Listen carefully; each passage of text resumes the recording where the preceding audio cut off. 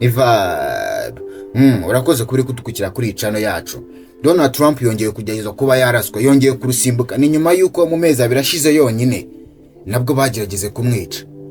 Murabyibuka nibwo bamurashe isasu uri mukubura ku gutwi. Icyo gihe wari ugiye kumwica ari umwana ukiri mutonya cyane. Amakuru ye baje gusanga ayo makuru ye uwo mwana atari umwicanyi, yari umwana usanzwe w'umunyeshuri.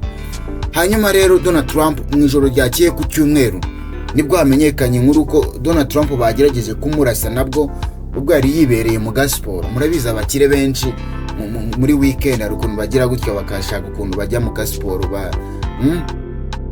utu stretch kugira ngo umubiri wabo umere neza, ubuzima bukomeze bugende neza. Rero nabwo Trump nibwo yari yibereye ahantu ari gukina golf mu ahantu isambu yari kwikinira akantu golf. Ahangaha yari yibereye muri West Palm Beach. Ubona ko afite agakuraje kabisa, ari kugenda atsinda imitego myinshi, ubona ko afite amavuta.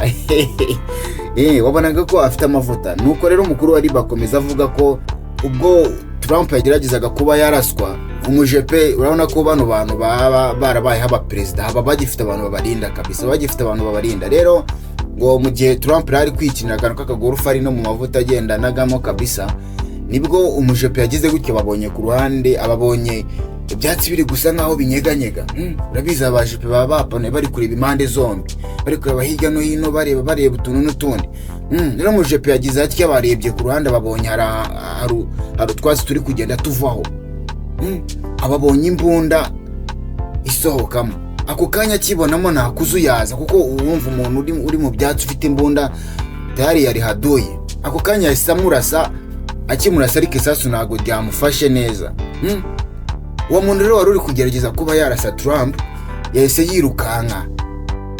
yirukanka ajya mu kamodoka ka Nissan k'umukara kari karawa hafi. Sasa rero umujepe nawe ahita ahamagara ku cyombo, ahamagara bagenzi be bari aho hafi ati mupanure, hari umuntu ugerageje kuba yahitana Donald Trump. Hari umugerageje kuba yakora amarorerwa. Rero wari uri aho hafi nawe w'umujepe koko ahita abona iyo modoka imuciyeho, ahita afayifotora, ahita afata n'amapranke bahita bayashyira ahantu hose kabisa, bahita bayashakaza ahantu hose ku buryo umuntu aho bamubona bahita bamufata. Rero uwo muntu yakomeje kwiruka nyine acika, urumva nta kuntu wakora ayo marorerwa ngo nurangiza ugende gakenya kabisa. Nyuma yaho rero yuko uwo mugabo akomeje kugenda, baje kureba aho yacitse avuye, basanga yahataye kamera, ahatana yambunda, ahatana akantu k'agakapu. Nimba utarakora subscribe, reka nkubitse akantu gato, kora subscribe aho munsi kugira ngo tujye tubana buri munsi tuguha amakuru agezweho. Ukuntu byagaragaye nuko uwo muntu wageragezaga kwica Trump ubwo bamusanganye kamera, nicyagaragazaga ako gakamera akamaro kari gafite kwari kugira ngo wenda naza kuba yamurasa aze kuba yaza kumurasa ariko ari ibintu ari gukamera kabisa ku buryo aba afite nk'ikizibiti. Urabona kujya kwica umuntu cyangwa se kujya gukorwa igikorwa ufite n'agakamera ni kiba kigaragaza ko waba washakaga ayo mashusho uri kurasa uwo muntu cyangwa se ukaba watumwe cyangwa ukaba watumwe kugira ngo numara kumurasa ayo mashusho uze kuyafata ya reporting uvuga ati dore ngibi bintu nakoze, dore nguko ukuntu byagenze, ni mu mutwe yarangiye nahamupimye. Urumva kuba yarafite kamera ubwabyo ni ibintu bigaragaza ikindi kintu gikomeye kabisa, ni ibintu bigaragaza ko ashobora kuba yarafite ahantu ari buze kuripotinga iyo video yari igiye kuba yafatwa. Kuko bimwe mu bintu bigaragara ko biragoye ko waba ugiye kuba wakica umuntu ngo narangiza uvuga ati reka mfata ka video nzajya ndeba. Igihe ari nuko hari ahantu yagombaga kuba yaripotinga iyo video, cyangwa se akabyo video yashakaga kwita ari we uyisohora hanze bikagaragara ku mbuga nkoranyambaga ko ari umuntu abashije kuba yakica, akagaragaza we uburyo ki Donald Trump yarashwemo. Ni vibe. Hanyuma rero ibi byose barabifata, bapima ibimenyetso, bapima ibintu byose bigenda ibikumwe byose barabibona. Rero uwo mugabo wari umaze kugerageza kwica Donald Trump yirutse agana ari kugana mu gace bita Mount County. Bahita bahamagara sherifu wabo baramubwira ati hano umwicanyi ucikiye mu gace kawe. Sherifu yatangaje amakuru avuga ko ubwo yakiraga telefone yayibereye mu biro byiwe ari kunywa akantu k'agacyayi ameze neza kabisa. Murabizi ku cyumweru ni akazi kenshi kaba gahari, abantu babibereye biyicariye mu biro bameze neza kabisa bari kurelaxa. Rero ngo yakire telefone yicariye ahantu mu biro byiwe yimereye neza kabisa. Nibwo yakiriye telefone mu masaha y'agasaa 7:30 nibwo yakiriye iyo telefone imubwira ko hari umwicanyi uri guhungira mu gace kiwe ayoboye. Ahita apanura rero sasa, ahita avuga, nibwo yahise ashyiraho abakozi be, abasirikare, abapolisi nyine, nibwo yahise ashyiraho abapolisi kugira ngo aho hafi bahagote, imihanda yose bayifunge ku buryo bamufata. Bya bindi mujya mubona muri filimi kabisa, bya tujya tubona muri filimi nibyo byaba biri kuba. Umwicanyi ko akunda abacitse yakikira mu gace runaka bakata bahamagara kuri telefone, yagerayo agasanga imihanda bayibanye. Rero sasa no mwicanyi yakomeje yirukanka agana muri ako gace atazi ko mu gace barangije kuhapanura kabisa. Atazi ko mu gace amakuru yagezeyo kare. Akigerayo rero ba sharifu base bamufata ku bintu by'amapingu menshi byo kumupfukamisha, murabyumva. N'inkonji ntago zaburamo. Hanyuma rero umugabo nyuma yuko bamufashe yayirinze kugira ibindi bintu avuga. Urabizi nk'umwicanyi wese abasiriyo kirameni bari abantu, ubundi iyo bamufashe ikintu cya mbere akora yirinda kugira ikintu avuga, kuko hari n'abahita banira mu rurimi kabisa. Rero ikintu cyakomeje kugenda kivugwaho nuko uno Brad Shawa ari we muvugizi wa Niba yakomeje avuga ko uno mwicanyi amakuru ye menshi ataraza, ahubwo amakuru ye ahari yonyine ni aya ngaya amazina ye. Yavuze ko yitwa Lion Wesley Log. Byase byihutishwa mu mbuga nkoranyambaga ahantu hose, igihugu cyose kikuba kibakira cyose, abantu batangira kwibaza ati ni gute Donald Trump mu gihe kitari hejuru y'amezi 2 gusa yonyine baba bagerageze kongera kumwica. Ese bakibaza ati none se kweki ibintu biri kuba kuri Trump wenyine, kuki ibintu biri kugenda biba kuri Trump wenyine? Bivuze ngo Donald Trump abantu ntago bamwishimiye ko yakongera kuyobora kino gihugu. Abantu ntago bamwishimiye kabisa.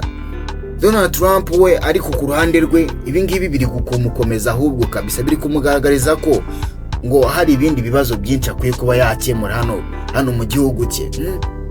Donald Trump we abantu be ba hafi bari kugenda bavuga ko ahubwo ubungubu aribwo ameze neza, ko ubu nta kibazo afite Donald Trump. Ati ubungubu nibwo akomeye, ahubwo ari kubona ko afite akazi kenshi agomba kujya ku buyobozi agiye gukemura. Bari kuvuga ko Donald Trump noneho ibingibi ari byo bigomba kumwongerera courage, akiyamamaza ashizeho umwete kabisa, akiyamamaza ashizeho umwete, kuko igihugu cye gifite ibibazo. Nimba bifata bagatera umuntu uri kwiyamamaza, nimba hari ibintu by'imyitwarire idahwitse imeze gutya, ibingibi byose ni ibigaragaza ko Donald Trump ngafite akazi kenshi agomba kuza gukemura mu buyobozi bw'igihugu cyiwe. Kandi Donald Trump rumva mu kuvuga uko nguko abagayemo n'agatwiko nyine kugira ngo byumvikane nyine ko igihugu gifite ibibazo agiye kuza agakemura.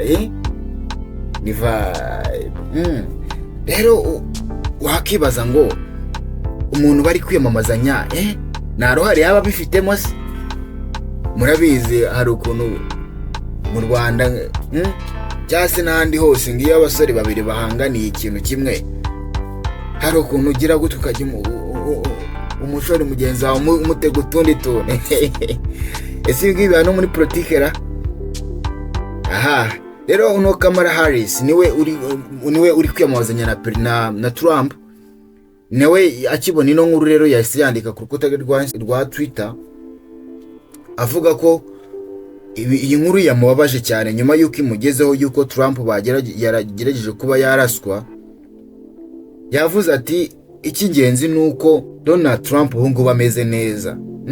Yavuze ati kandi ndishimye cyane kuba Donald Trump akimeze neza.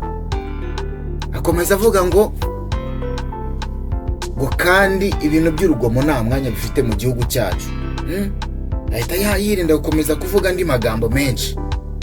Gusa yagaragaraga nkaho nawe bimubabaje kabisa kuba umuntu bari guhangana yaba ari guterwa n'ibitero bingana gutyo. Ariko wakibaza uti Donald Trump kuki ari guhigwa bingana gutya? Kuki ari guhigwa bingana gutya ku buryo agerageza kuba yakwicwa bingana uko nguko? Bivuze ngo buri kanya kariko kose Donald Trump arebye nabi abicanyi bamugeraho. Kuko ntago wakibaza buryo ki nko mu mezi birashize yonyine ko yagerageze kwicwa kubw'amahirwe, kuko umusinayipa kugira ngo aguhushe biriya bari amahirwe kabisa. Umusinayipa kugira ngo aguhushe aba ari amahirwe. Rero no kuri inshuro nabwo yongeye ararurokoka. Ese hagize indi nshuro ya gatatu iba nabwo yahirokoka? Trump rero ibingibi bikomeje kugenda biba nyuma yuko ubwo kira kibazo cya mbere cyuko Donald Trump yaraswaga hagiye hagaragara amakuru yuko Donald Trump ahubwo yari yatinzwe kuraswa cyangwa se yari yatinzwe kuba yahagarikwa, kuko ngo mu gihe yayoboraga icyo gihe muri manda ye akiri perezida. Murabizi ko Donald Trump yabayeho umuperezida wa Amerika, Leta Zunze Ubumwe za Amerika, manda iza kurangira avaho hajyaho undi. Hanyuma rero none akaba ubu ngubu nibwo ari kongera kwiyamamariza kongera kuba umuperezida. Sasa rero nyuma yuko avuye ku butegetsi akaba ashaka kongera kugarukaho, biravugwa ko mu gihe yari ayoboye hari inzego runaka atakoranaga nazo neza. Bivuga ko Trump kwa kunda ameze nk'umufungamutwe kabisa. Murabizi Trump ni wa muntu ufata imyanzuro ikakaye, ibintu nyine bya gisirikare cyane, ubona ko ari umuntu w'umurakare w'umugome. Ibyo bintu mwagiye mubibona kuri manda ye ubwo yafataga imyanzuro ikomeye akavuga ati kiriya gihugu tugombe tukirase, ibintu nk'ibyo. Yari umuntu nyine ufata imyanzuro ikomeye bigoye gufata kabisa. Rero bivugwa ko hari inzego zabaga zitumvikana na Trump, bikavugwa ko rero abo bantu ariko bageragezaga kuba bakora iki, bagerageza kwica Trump muri icyo gihe. Ariko ukibaza utese ubwo bamuhushije kuri iriya nshuro baba aribo bagarutse kuba bakongera kugerageza kumurasa? Gusa ikibazo nuko ubu ngubu banagarutse amahirwe yabo yaba ari make cyane, kuko uko bigaragara nyuma yuko Trump inshuro ya mbere bamuhushije n'indi ya kabiri bakamuhusha, bivuze ngo umutekano ugiye kwikuba, noneho bagiye kukuba nk'izindi nshuro nk'ijana kabisa. Trump banza asenga bya bintu ajya avuga kabisa, ngo bya bintu ajya yigaragaza nk'umuntu usenga kabisa, ubanza ko kasenga, kuko umuntu kurokoka impfu ebyiri ibintu biba bitangaje kabisa. Rero bakimurasa Trump ikibazo cyose kiba muri Amerika kabisa. Abayobozi base bibaza ati sasa ni gute ibintu bishobora kuba byaba, ibintu biraza kugaragaza igihugu cyacu nk'igihugu kidafite umutekano. Ibyo bintu biraza kugaragaza igihugu cyacu nabi ku buryo abantu bashobora no gutangira kwigaragambya. Rero birumvikana ubuyobozi bwose, abayobozi ba FBI, abayobozi baba muri leta bose base baterana bakora inama yo kugira ngo barebe ikintu bakora, babiganiraho, bavuga ati se turaza gutangariza iki itangazamakuru nyuma y'ibi bintu bikomeje kugenda biba kuri uyu mukandida uri kwiyamamariza kuba perezida. Abantu bakomeje kugenda babyibazaho. Hanyuma rero kugira ngo baze kubona ibisubizo batanga ku baturage, batanga ku banyamakuru, bahise bishyira hamwe bakora inama. Sazi muri iyi nama nawe urumva nka sherifu wafashe uwo mwicanyi ntabwo yagombaga kuba yabura. Na sherifu nawe wari uri yagombaga kuza mu gihe cyo gutangaza amakuru akaba hari. Rero ino nkuru yabaye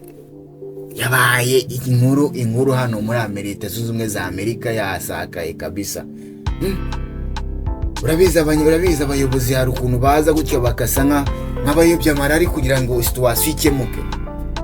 Batangaje ko bagiye kubikemura kandi ko bagiye gukurikirana icyaba kibyisha inyuma. Bakomeje bavuga ko Trump ubu ngubu bagiye kongererwa umutekano we, nubwo ku ruhande rwa Trump we avuga ko ibi ntacyo bimutwaye, ahubwo ari bimwongerera imbaraga kugira ngo akomeze yiyamamaze, hanyuma azatsinda no matora agiye kubiyoboza, agiye kuba yakemura ibibazo bigiye bihari kabisa. vibe. Wakoze kubana natwe.